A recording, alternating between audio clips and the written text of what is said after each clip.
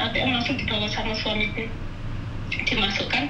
Habis itu di luar, di bawah building itu sudah temannya suamiku sudah banyak, sudah ada 21 orang. Akhirnya yang security-nya bilang, di luar kayaknya udah rame-rame, kamu keluar dulu. Dibuka lah itu pintu, satpamnya dipukul sama temennya yang di luar. Aku dibawa lari sama suami naik tangga, turun. Di situ sudah ada temennya suamiku yang sudah bawa mobil, saya sudah bawa lari.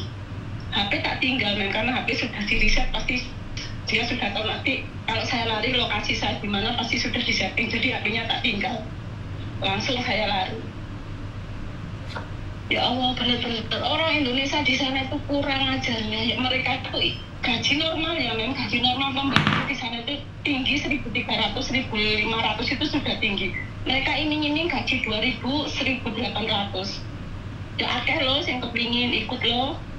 Tapi mereka diculik, dipukul, diambil uangnya. Saya tuh pernah loh Dok dengar satu kasus. Jadi ini orang kaburan mengadu kepada orang. Habis itu sama orang itu suruh bayar. Setelah suruh bayar, itu perempuan dikasih minuman keras, terus ditidurin. Perempuan itu ditidurin. Dan ngerti kan lah, ditidurin bukan sekali dua kali tentunya ya. Si cewek ini nggak berani speak up karena orang ini dia selalu bilang cerita sama orang kalau itu dia itu dekengan pusat. Sampai hari ini pun nggak ada yang speak up seberani kamu Dok. Ini ada. Dia nggak berani, dia takut banget. Polisi juga ada bantu di sana, polisi nggak bantu. Kan kalau tahu di Dubai itu ya kalau di Dubai itu kayak ada kartu nama, di situ itu kartu nama itu ada nomor teleponnya, nomor telepon kayak center itu, kayak lot itu disebar di jalan-jalan raya itu banyak. Kok kayak ngono ya? Banyak itu di jalan raya itu banyak itu lot nyebar nomor telepon itu. Saya mintanya di sini terserah mau KJRI Dubai mau dengar monggo, pemerintah mau dengar tambah alhamdulillah. Bener, pemerintah dengar, menteri dengar, malah saya beruntung. Kenapa kamu bilang seperti itu, Nduk?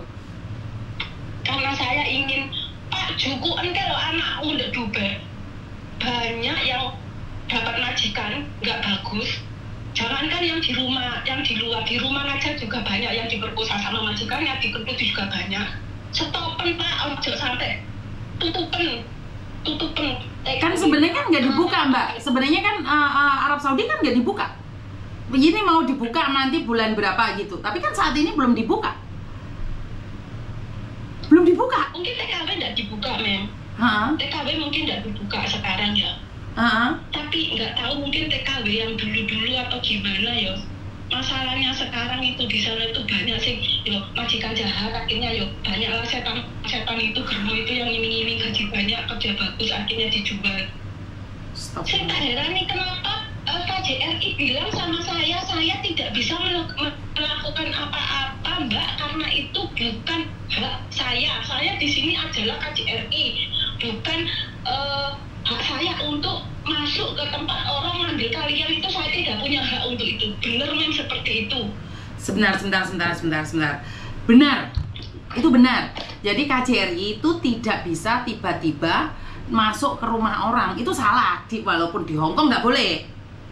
Walaupun kamu dipukul dianiaya ya, tapi kan di Hongkong beda ya. Tetapi walaupun ada bukti pemukulan, ada bukti orangnya sendiri. Iya, nggak bisa Mbak. Kalau Arab Saudi nggak bisa. Jadi kalau sampai orang KJRI datang ke situ, itu masalahnya mereka akan dinonaktifkan visanya. Mereka harus pulang.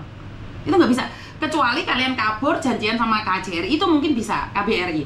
Jadi kalau KBRI masuk itu nggak boleh sayang. Bukan saya membela ya, karena nanti apa yang kamu katakan akan saya sampaikan. Tetapi memang KBRI nggak bisa masuk. Ranahnya udah beda. Ngerti nggak? Tapi kenapa nggak digerebek? Saya pernah bilang sama KJRI, Kak, kenapa nggak digerebek saja? Kenapa nggak langsung diparalisa? Ada alamatnya loh Pak, saya tahu loh Pak ini di mana. KJRI bilang sama saya nggak bisa, itu bukan wewenang saya. Nanti saya coba tanyakan ya. Nanti saya akan coba tanyakan detailnya seperti apa. Yang penting kamu berani menjadi saksi dan saya akan pertemukan kamu dengan pejabat mungkin, jadi kamu akan tahu alirannya. Jadi saya takutnya salah nih, karena bagaimanapun negara-negara tujuan itu punya hak preventif. Tidak bisa orang lain ikut campur dalam penanganan di negara orang lain. Ngerti nggak sayang? Nanti yang penting kamu mau jadi saksi nih. Nanti saya akan ceritakan ini kalau kesahmu, apalagi suaramu kan live nih, pastinya ada pejabat yang dengar. Karena satu-satu negara itu beda aturan sayang. Ngerti nggak? Jadi kita tidak boleh berprasangka buruk pada orang lain. Kita nggak boleh suudon. Ya aku baru untuk ilmu suudon. Jangan suudon sama orang. Ya kita harus tanya nih, paham nggak sayang? Yang penting kamu menjadi saksi itu aja. Saya akan mencoba menembusin beberapa orang dan saya berharap kita akan seperti apa dan bagaimana ke depannya. Yang penting kamu mau bersaksi aja. Iya, Mem. Ngerti nggak? Ya wes, Mem, saya lanjut kerja dulu, Mem. Ya wes. Senang sekali. Sebenarnya saya ngaku ini sudah lama sekali saya, Mem, sudah hampir berapa bulan atau berapa yang, tapi adminnya tidak nyampaikan. Tapi saya juga maaf, saya tidak marah sama adminnya. Cuma saya bilang saya sudah pernah mengadu masalah ini sama Miss Yuni, tapi adminnya tidak pernah nyampaikan ke Miss Yuni. Sudah lama yang saya nyampaikan ini. Oke, siap. Bukti-buktinya mungkin udah nggak ada, kirimin ke saya akan laporkan ini semua. Ya? Coba nanti tak cari lagi, Mem. Oke, siap. Terima kasih. Yo, waalaikumsalam. Oke teman-teman, saya minta maaf ya karena tidak semuanya bisa saya angkat teleponnya. Admin saya juga kewalahan. Perlu kalian tahu, saya tuh punya admin yang angkat telepon itu ada 4. Pagi beda, malam beda. Kebayang nggak sih? Jadi saya tidak menyalahkan admin saya karena bagaimanapun juga admin hanya membalas SMS tapi tidak bisa melakukan apapun. Jadi sekali lagi buat teman-teman, saya minta maaf nih kalau admin saya tidak bisa menyampaikan semuanya sama saya. Kebayang nggak admin saya ada 4 tapi masih kewalahan. Halo? Halo. Kenapa, Mbak?